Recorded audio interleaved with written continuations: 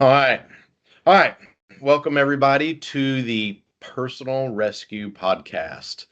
With me today is Margaret. I'm Lee, and we're here it's our first video or podcast. So we're going to dive into things pertaining to first responders and mental health and wellness and encompassing everything that it takes and educating people on healing, both mentally, physically, spiritually, specifically pertaining to first responders, firefighters, EMTs, and those that are out there doing the good work. And so, thank you for joining me today. I love having you partner with us together on this. So, I, tell us a little bit about yourself, and I'll go into me, and we can dive into what made us do this crazy thing called a podcast.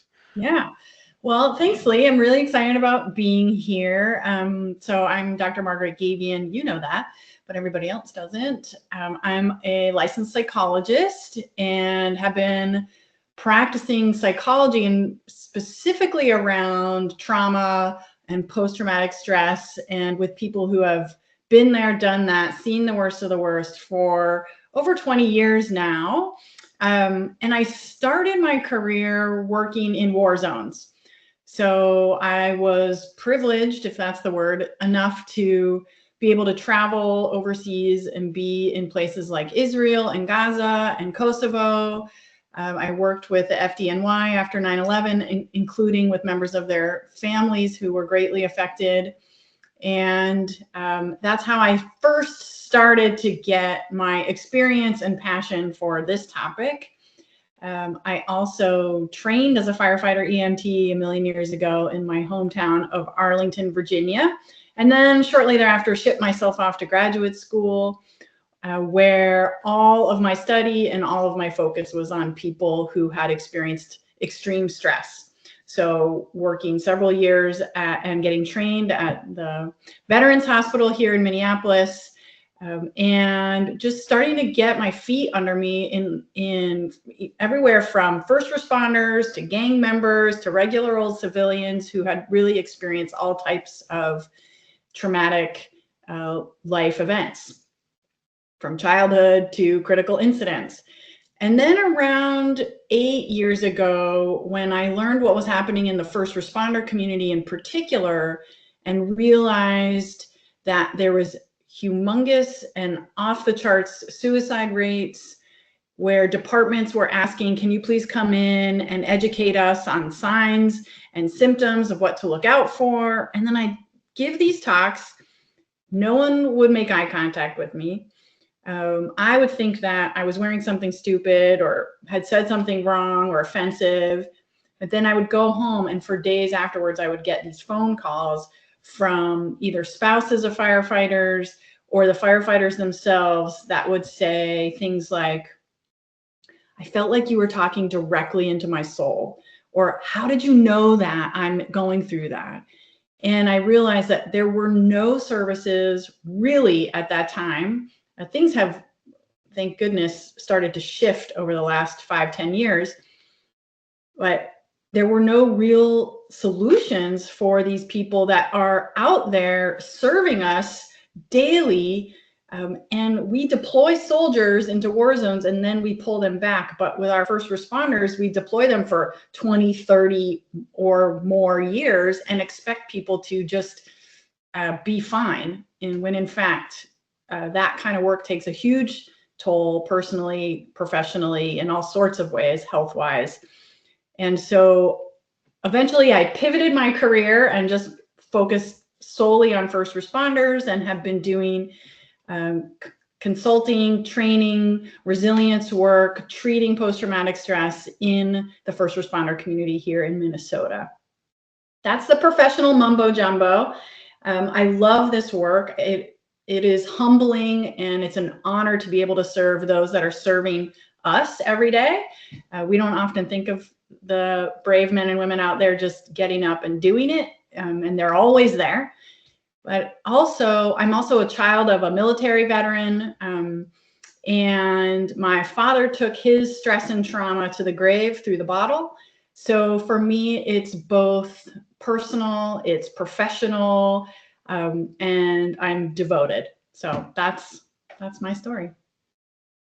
Well, I can appreciate you in the ways of the side of the work that you've done on the psychological side of helping first responders and vets.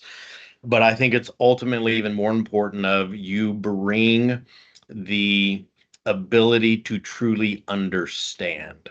So when dealing with first responder, having gone through the training and having done that, you totally grasp and understand what a first responder goes through. And I think that's pivotal and very important because there's so many, I agree with you in the fact that, yes, there's been progress, but unfortunately, there's a lot of progress that's made that by individuals getting into it, but really don't maybe have necessarily the genuine, true understanding of what it is that a first responder or military veteran encounters and experiences. So I think we're blessed to have somebody like you to come in because you've studied it, you've practiced it, but you've also, lived it. And to me, we need more people like you that are out there to be able to help us. So thank you for Yeah. devoting your time and sacrificing, as I call the hard work. So you understand. So thank you. Yeah. Um, Real quick on me, my name is Lee Vernon. I was a fireman at 18. I got on with the volunteer fire department and I did over 30 years as a first responder, EMT, and firefighter. Most of my career was done in Austin, Texas, with the Austin Fire Department. I was blessed in the fact of, I don't know if it's a blessing or a curse. I guess you can call it both. I worked at one of the busiest firehouses in the city. We would rotate between two and three as far as call volume. The downside, I guess, to that is I got to see the worst of humanity. And not just once or twice, but it was on a regular occurrence of how just ugly things can get and what people do to people. And it's stuff that most people never realize is going on in their backyard. Yeah, and most So people, sorry to interrupt, think firefighters, oh, well, they just put out fires, right? If my house is burning down, then the fire department shows up. But most people Yep. don't really realize what it is that firefighters are actually doing.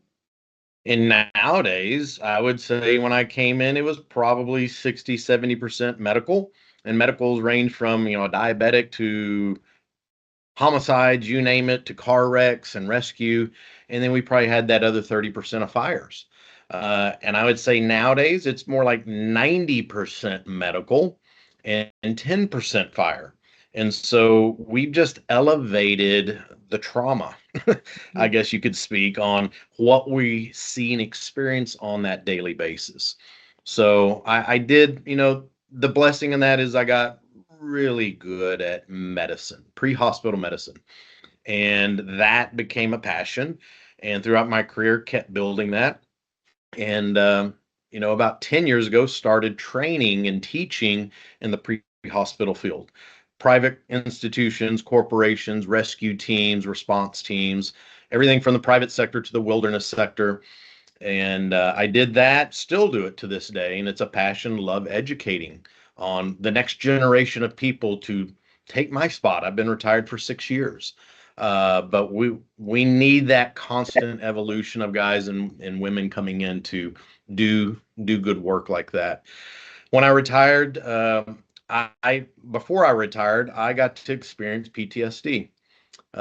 Whether that's a blessing or a curse, I think it's just part of it. When I came into the department, it was one of those of you didn't talk about it, and if you had a problem after a call, you were looked upon as like maybe you're not cut out for it. Or I hate to use the term, but it is what it is, and it's used in the fire service is like, well, quit being a pussy. That's just part of it. You can't handle it, go find another job. Nowadays, that has transitioned into having genuine conversations and trying to work through those tough calls. But mine took. I used to have that mentality too, of like I'm not going to talk about it. You got to suck it up. And what do? We bury it, and we bury it really in that box and hope it never opens again. The problem with is, like you said, over years and years. It's a cumulative effect.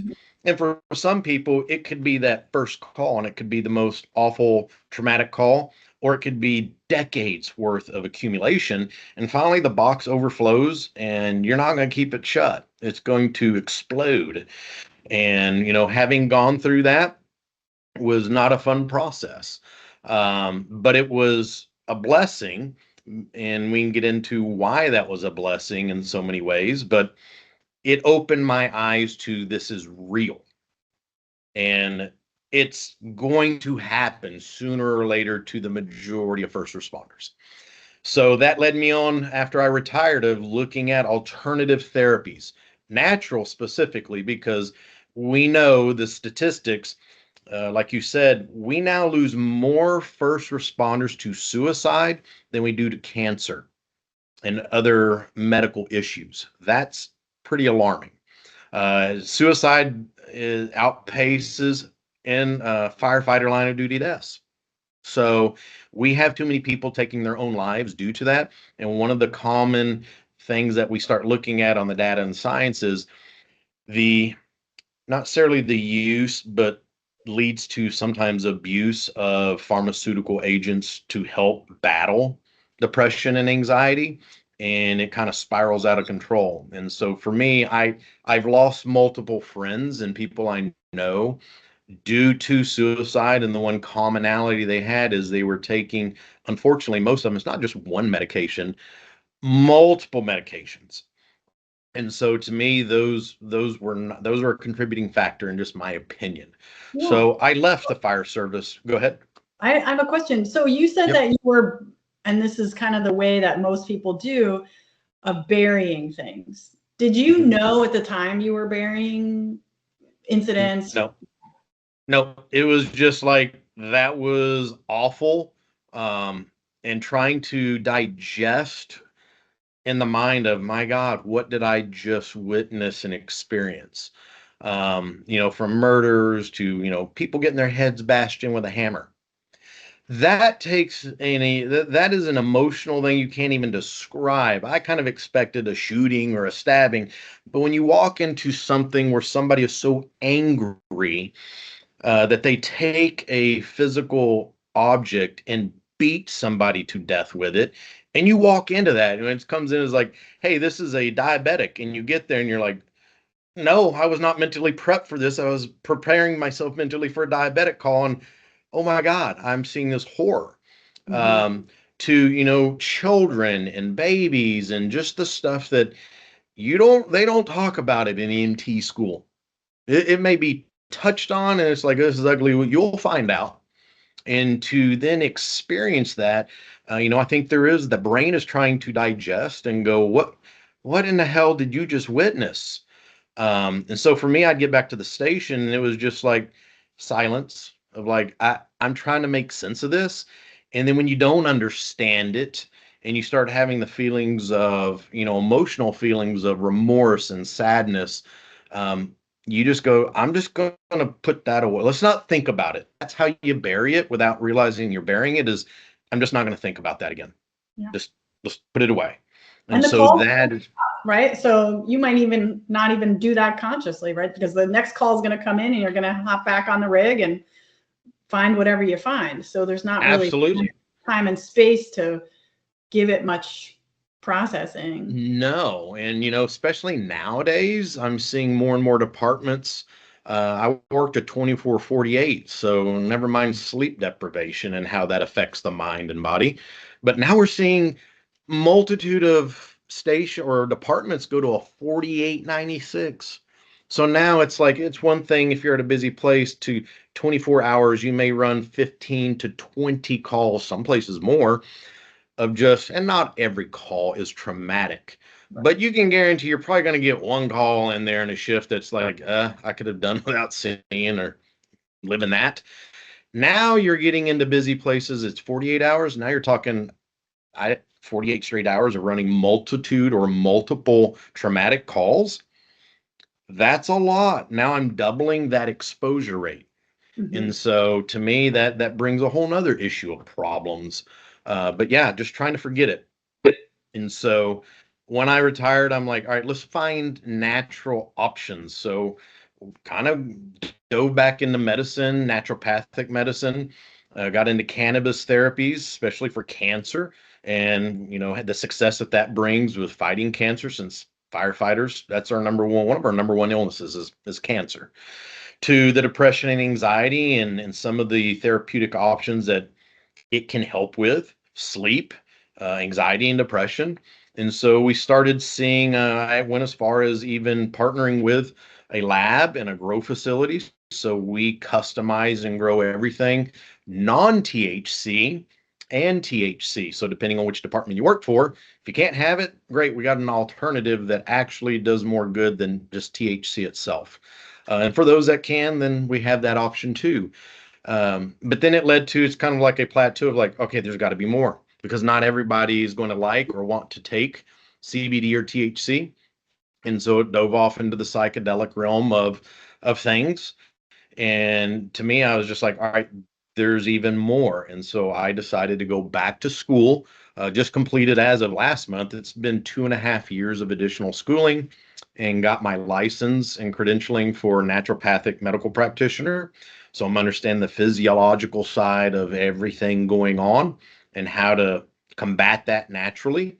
And then went back to and got my functional nutrition coach to understand more on, I've been a personal trainer for over 30 years, and my college major was kinesiology and sports medicine.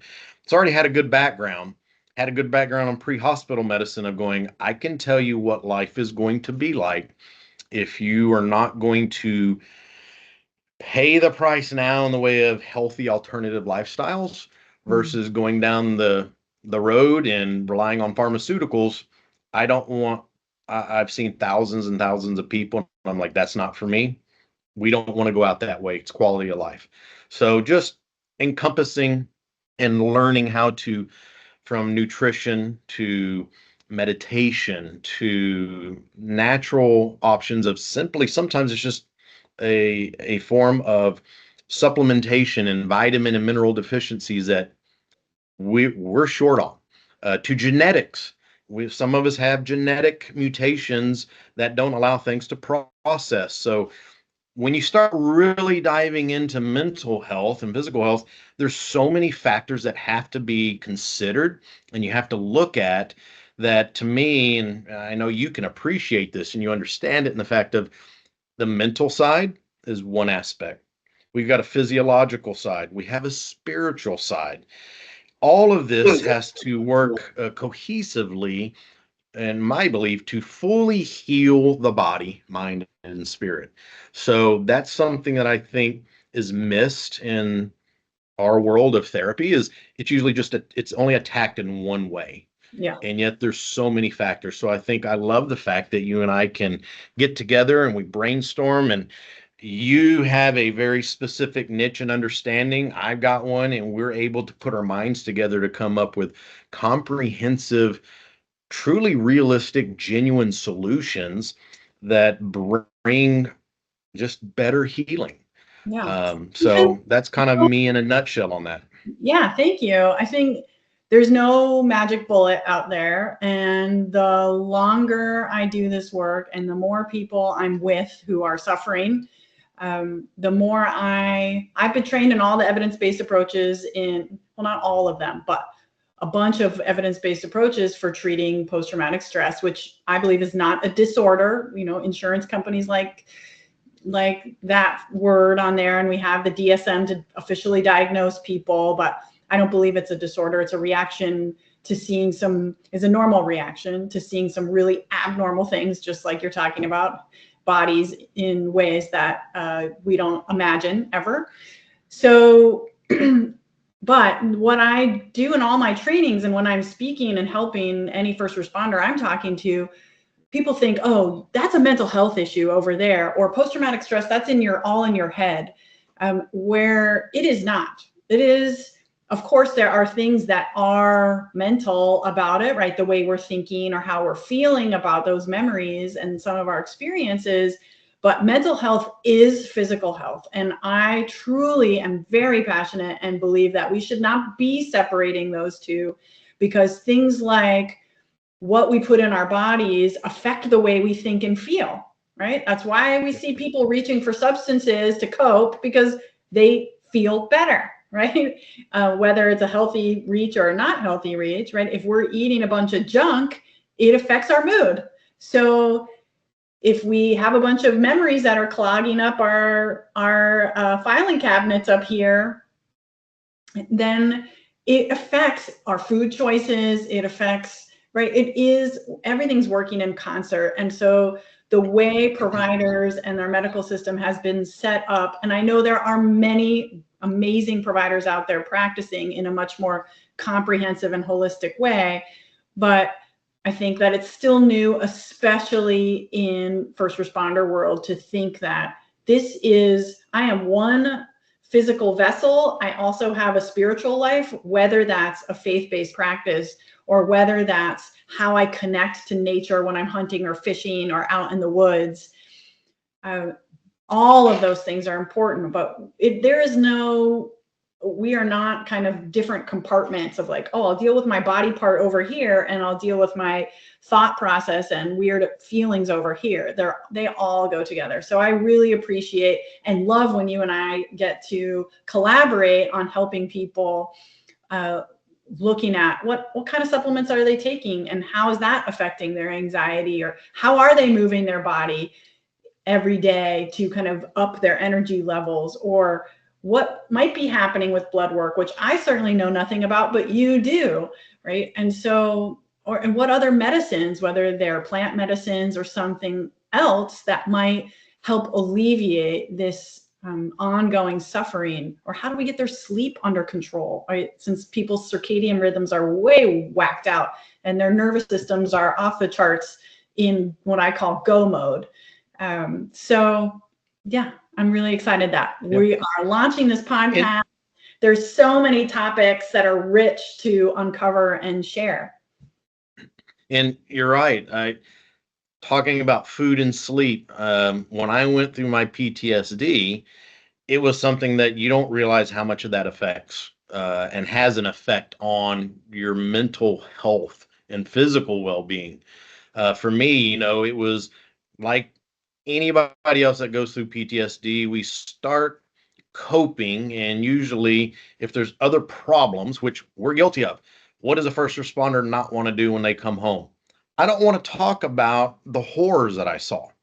Why would for me, it was like, why would my wife want to hear about, gee, we worked on an infant today because it was, of an abuse case and that infant died, or a horrible wreck where there's mutilation and just awfulness. Well, I don't want to share that. That's called, talk about Debbie Downer. And that causes, I don't want her to have the mental trauma of what I saw. But at the same time, that's actually doing a disservice, because I'm coming home and not sharing the things that are bothering me. Because why? I'll be honest, we don't want to be weak. For us, in our minds, we're thinking we're the first responders. We're the ones running in when everybody else is running out. The term hero, which I don't like, gets thrown around. And it in a way that elevates an ego. And when that happens for us, now we're like, well, I got to put my chest out and act tough and not let anybody know that anything's bothering me. And so the one people or the individuals we should really be talking with is our family, significant others, sharing and getting that off our chest, but we don't. And so as time goes on, that communication ceases, that openness and honesty ceases or decreases. Then you start having marital problems. And then it just starts this cumulative effect. And then it's like, when you're not happy at home or things aren't going well, what do? I'm going to reach out for something. It's a self-destructive coping or protective mechanism, but it's alcohol, it's drugs, it's gambling, it's sex, it's just disruptive behavior that only accelerates. And the crazy part is, when you are going through that, you don't realize it. You don't realize, in a way, you're like, I know I shouldn't be doing this, but for whatever reason, it's like, but it feels okay. I know it's not, but there's something that it's a false sense of comfort because I'm seeking relief Yeah. from that mental weight. And so, whatever that self destructive pattern is, and sometimes it's one, for some people, it's across the board, a multitude of things. We're finding it's an escape. And then when that snowballs, it's bad. I can remember, and not just with me. Then you have the significant other or partner or other members that they don't understand what's going on. Things go bad. What do? They're going to start self-destructing possibly and looking at things. And for me, I think a big one was like the alcohol. I'm not a big drinker, period. I know alcoholism runs in my family deeply and it's severe. So I stayed away from it. But yet, next thing when we're having marital problems, I find both of us were consuming up to 750 milliliters, a full big bottle. We could go through that in a day and function, not even be drunk, function. And that's scary. Yeah. And it's And like so a for us, hamster wheel, right? It's like a hamster wheel. It's kind of same shit, different day. I get up, I do my job, I give my all out there to the community or to my family, but I feel like crap and I don't know why. Right. And I don't, oftentimes, when I've talked to hundreds and hundreds of firefighters with very similar experiences to what you're talking about, right? Often it's like, I don't even know what happened. How did I get here? I don't even know what's wrong. I just don't feel like myself.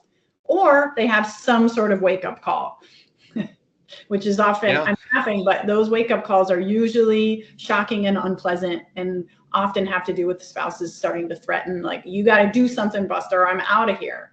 And I think part of that too is we know we get to that point of we're spiraling out of control, and yet you're trying to hide it. At the same time, you go, I just want this to end. I don't like living this double life and putting on this facade. So what do? We start doing things intentionally to get caught, to get called out in hopes that somebody will notice and recognize and go, get your shit together, or this is not going to go well. So, and that's what exactly happened. It was that self-destructive. I wanted somebody to recognize, and that it came through. But at the same time, it was like, now you talk about the hard work. You know, I'm blessed in the fact of how I say PTSD was a blessing. And that was, I'm blessed in the fact that I had a wife she didn't understand what was going on. There were issues on that side. There was issues with me, which created issues between us. And if I got very lucky in the way of I had a phenomenal therapist that only worked with first responders. And so she understood that. And so she actually was able to articulate to my wife of like, look, I don't know how the hell he made it 25 years. Most make it 10. And you start seeing that action. So her being able to articulate, this is normal, even though we don't condone it and it shouldn't be normal. This is a normal body response of the mind and the body protecting itself. And so once she understood, oh my God, I didn't realize you were honestly going through so much and how this has affected you, then that shifted the conversation to accountability. Okay, now that you understand, what are you going to do to fix it? And for us, it was both of us. We both had things we had to work on, and we were at that roads of what do we do? And our choice was, you know what, we're going to do what most people don't. I feel don't, and that is we're going to take the hard road. It's bad enough, it's hard enough when it's just yourself. Add another person to it, and really, it's kind of three because I got me, she has her, and then we have us together that we have to work on. And we had to have some very, what I call raw conversations, honest, open conversations, and hard looks in the mirror of going, I'm a complete fucking mess and I need to fix this. And that therapist was there is going, yep, and I'm going to hold you accountable. There's no getting off easy. You're either going to do the work or it's not going to get better. And for us, we chose to do the hard, ugly work. And I'm so glad we did because now we're at 32 years together. We've been married for since 2000. So marriage wise, was that 24 years going, but 32 plus years together. And that prepped us for things that we couldn't have ever imagined. We thought that was hard. And having gone through it, we're like, we just conquered a mountain. For us, it was Everest. And then it wasn't but 5 years later, our daughter became ill. And really, you talk about an overwhelming obstacle and challenge. If we hadn't have gone through that, what our daughter went through and how we handled that for others, the marriage wouldn't have lasted. That would have been the end of it. And I think that would have just contributed to even further self-destruction. So for us, as hard as that was, it was a blessing because when our daughter got sick, we were able to go, you know what, we've been through a lot worse. We got this. And the therapy and the ways of how to handle that stress of honest communication, um, openly communicating and talking about feelings. Yes, we're going to get frustrated and, you know, sometimes just our emotion takes over, but understanding why that helped us get through that, helped us on healing our daughter. And so for me, I am blessed that we had to go through that. I wouldn't wish it upon anybody, but for us, it was a blessing in disguise. And I just feel like, okay, we did it the right way. It was a hard path.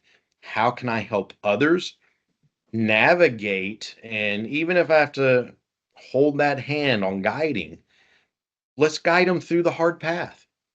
And if you can go through that, then you can conquer just about anything. And so, I was blessed in that nature of having to go through that. It's still something you never truly get over it. Right. It's something you learn to manage. Right. And the key is that manage it in a healthy manner.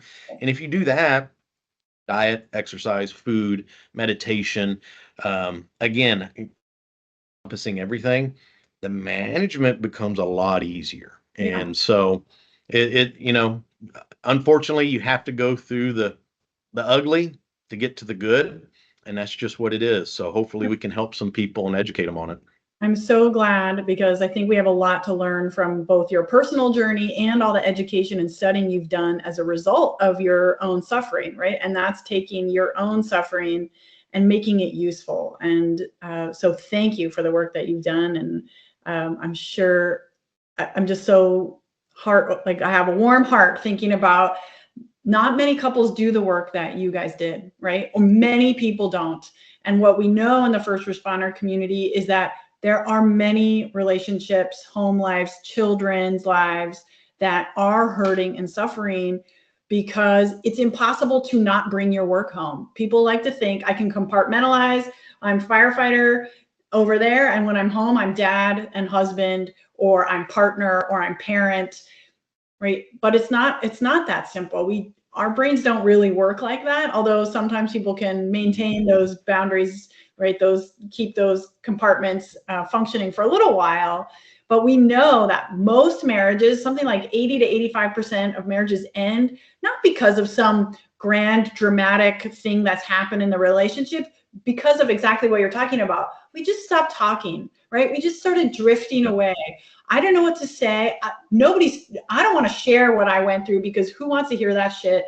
And I actually am trying to protect my family from knowing that kind of stuff.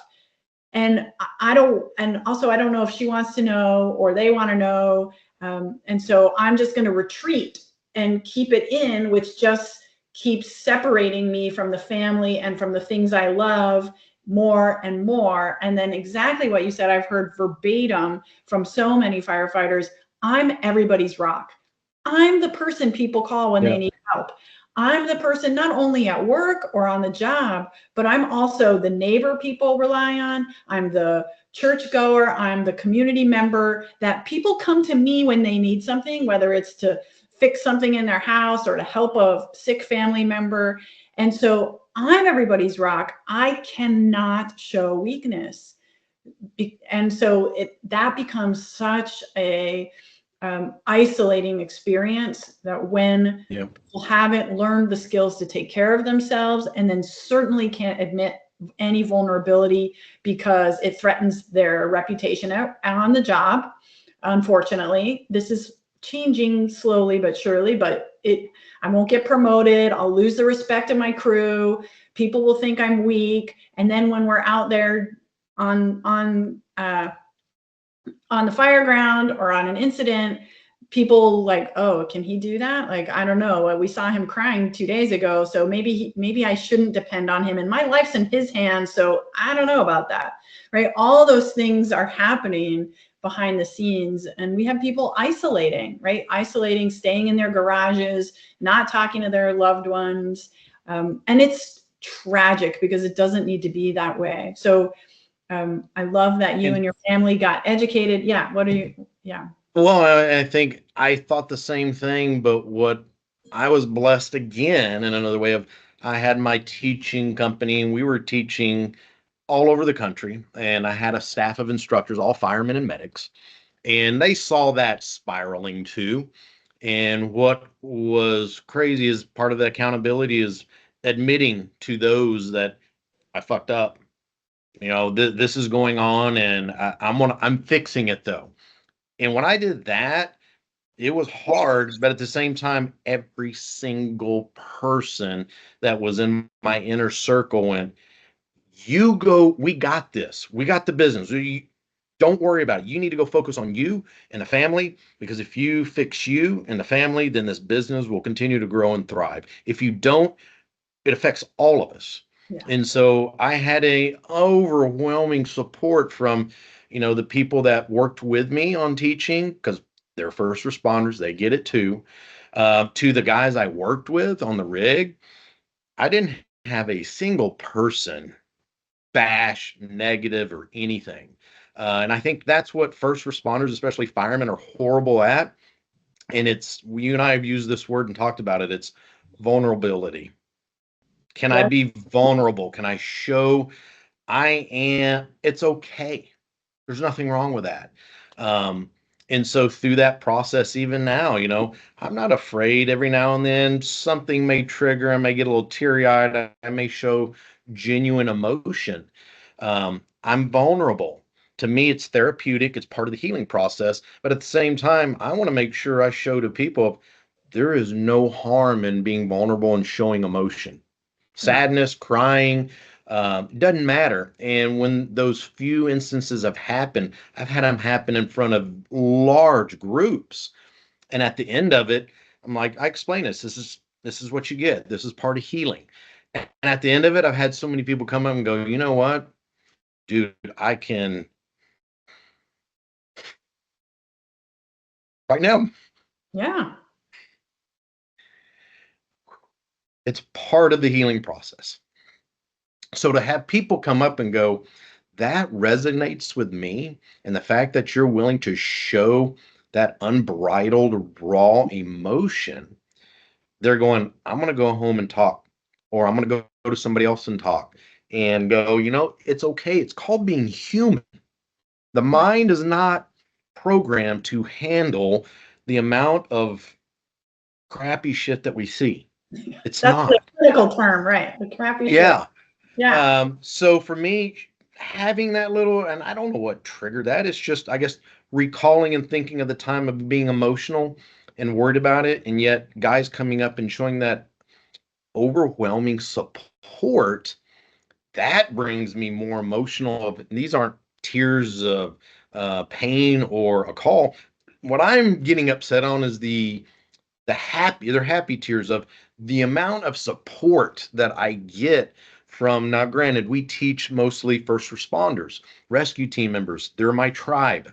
Those are the guys and men and women I've worked with. So for me, it's that arm around the shoulder going, bro, we got you. Yeah. We're happy that you're able to be comfortable enough with us to share your emotion. And Yeah. that's what I want to bring to the community is it's normal. It's And okay. absolutely. And I know Brene Brown talks a lot about the power of vulnerability and even having vulnerability hangovers. If you haven't watched her TED Talks on vulnerability and shame, I highly recommend everybody go check those out. But part of that's just showing up as the real you. And something we think being vulnerable is bad. And that's how most of us are conditioned. And then even more so if you're in a culture like first responder culture. But really, when I think about how much courage it takes and you guys are not short on courage. It takes courage to go and face and do things that other people simply want to head the other direction, whether it's a baby in pain, a baby not breathing, a family in dire situation, or a burning building, right? That takes courage, right? And so you know how to do courage because most everyone's body goes, no thanks, I'm headed that other direction. But it takes courage. I just think of vulnerability as courage to show up as your real self. And that's something that I know always is an unfolding process for all of us, myself included. But it's not an easy thing, but it's when you're trained to do things that are fear-based, right? Where the body goes, no, like it's survival here. We're not, right? But courage is facing our fear and doing it anyway. And that's exactly what I think of as a vulnerability. Yep. And so, yeah, again, it's okay. That's what I always try to tell people, is okay to show emotion. It does not make you weak. It makes you stronger. It makes you stronger. And we need to change. I'm sorry to interrupt, but it also makes you feel more connected, right? People connect to you. You have more authentic, real, once they see, oh, right, you're a real person. You're actually feeling XYZ or struggling with XYZ. Me too. Hey, can I talk? Right? Oh, hey, yeah, me too. That happened. Right? So really, actually, there's so much power when you are living authentically like that. So thank you for doing that work. It's not an easy path. No, and I was just about to use that word, authentic. That resonates. So, that's kind of we talked about ourselves a little bit, and that's part of the goal of this podcast, is to be authentic, show that it's okay, that we're going to battle things, and some of it's going to be ugly and hard, but just be disciplined and just persevere through those trials and tribulations. The goal is to come in and educate first responders and family members. This isn't just first responders, because the family members are a part of that. They're the family. Without our families, we're not as successful. So, to educate everybody, and even the general public has no idea what we go through. They don't understand it. And unless you've been in our shoes, you probably never will. But at least if we can articulate they have a better understanding and maybe a little more compassion towards the police officers, firefighters, medics, and veterans. That's part of the goal here, is to educate, bring options and ideas and things that we know working with patients on how to heal and how to lessen that burden and how to heal the mind and the body. So bringing that in, we've talked about bringing in specialists and guests that maybe have gone through things, maybe they have a specialty that pertains to what we're doing, and bringing that in to bring different viewpoints. We would love to have the audience, if you're watching, send us things. Send us on, questions that you have or experiences. Maybe there's something you want more information on whether it be what plant-based medicine works for this, or what diet, would you recommend for that? All of that. This is an education platform. And so bringing that in, I think is one of the goals that we have, is to have a better understanding and to let people also have a resource and go, you know what, they're really making sense. And I think what you and I bring is the fact that when we can talk to a first responder and go, I understand what you're going through. We honestly can, that's no BS. That's the truth of, we've been there, we've done it, so we understand. And I think there's not enough of that out there. So that, for us being here, we can at least have that trust factor. At least that's the goal. And so, some of the topics that you and I talked about of bringing to the forefront, sleep. I'm going to read off my list because, like you said, this is just the tip of the iceberg. But sleep, diet, exercise, nature, hobbies, retirement, identifying with ourselves, that needs some work at times. And also really, like, who am I outside of my job or my role as a firefighter or police officer, right? Who am I, right? like my Yeah. identity.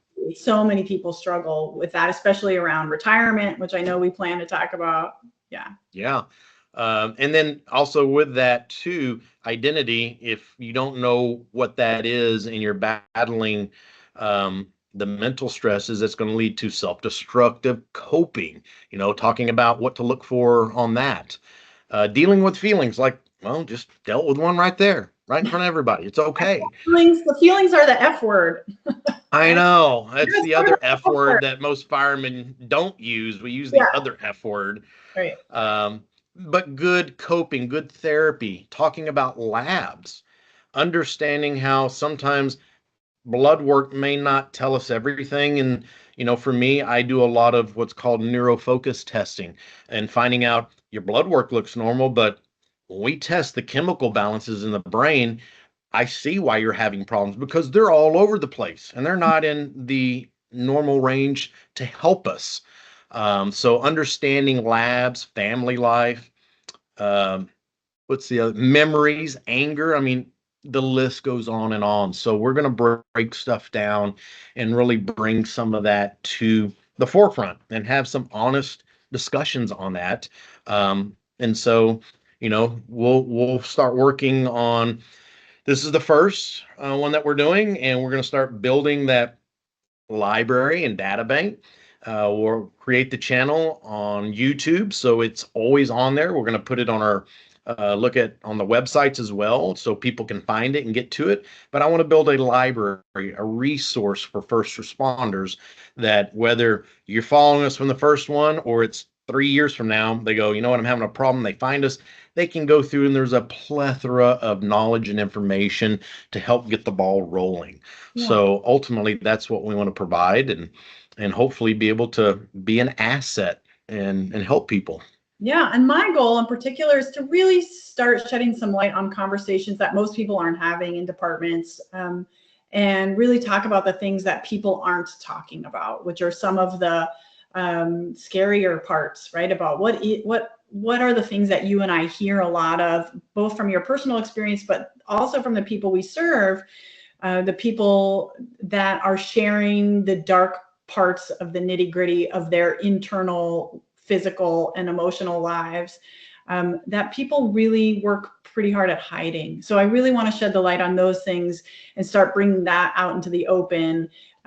It might be things around sexuality and relationships, right? It might be things like energy medicine. So I think that this conversation and this podcast, I'm really excited for, that we can start talking about topics that maybe have been touched on, but we can do a little bit of deeper dive. And so we can all learn something new and move forward on how to live a little bit more wholeheartedly and in a more healthy way, doing this work. Even as a person who helps people doing this work, and I know this is true, the research, I'm a little bit of a research nerd, will even bear out that how families take on the stress of the first responder in their life, and how children sometimes change the way they're seeing and experiencing and relating to others because they have a first responder parent. These are all the kind of secret topics I want to start discussing. And so from my perspective, I'm always, you have the lived career path, and I am going to bring the kind of dorky neuroscience and also the clinical experience of what I'm seeing and why sometimes people are saying, I'm angry and I don't know why. I'm yelling at my kids and don't know why, right? There is biological reasons for that. So I'm hoping to start kind of removing the stigma that is so high in this population, and we can see things and learn from our conversations. And then practically, what do we do with that information? It's not just a library, and that's nice to know, but how do we take something we learned from this conversation and apply it to our own lives? So I'm really excited. Absolutely. And I want us to be a resource for those departments and individuals too. They can reach out to us when they go, you know what? Yes, we need help. That's the hard part. I know for me is finding resources. Well, guess what? We're a resource, and we'd be happy to help and contribute. So, not just like you said, knowledge and information, but a resource. We're a resource. Reach out. We're here. and Yeah. we can guide or we can assist, and we want to be a positive influence and have a positive impact on that community. So I'm excited. We're going to learn a lot from each other. And don't worry, I'm a med nerd too, so I get it. I think that's why we click, but we're going to be able to, I think, over in the long term, we'll both have a better understanding because I'm not a therapist. I don't understand how the mind works a lot of times. I understand how it's influenced. You're on the other end, so I think us learning and discussing together, I'm excited because I know I'm going to learn an immense amount of information from you and just have a better understanding of, oh, that's how that works. That makes sense now. Putting those one and one together is going to, I think, be beneficial for not only the people, but, I know at least for me, I'm excited about that. 100%. All righty, well, we're gonna wrap this up. Our hour is about up. You'll be able to find us on the Personal Rescue channel on YouTube. You'll find us there. We'll also at the bottom in the links below, we'll put in our website so you can find us, and that way you can reach out and contact us if need be through our personal. Yeah, send us your Yeah. question. Absolutely. So until the next one, we're gonna get into the nitty gritty, starting with the next podcast. We appreciate y'all tuning in and at least giving us the chance to hopefully educate and bring some light on some things that are not always pleasant with the profession. But I think it's going to be a great ride, and I look forward. And thank you so much for contributing and collaborating with me on this. It really does mean a lot. Yeah, my pleasure. Looking forward to it. All right. Until next time, y'all be safe and take care of yourself. We'll see you next time. Bye-bye. Bye.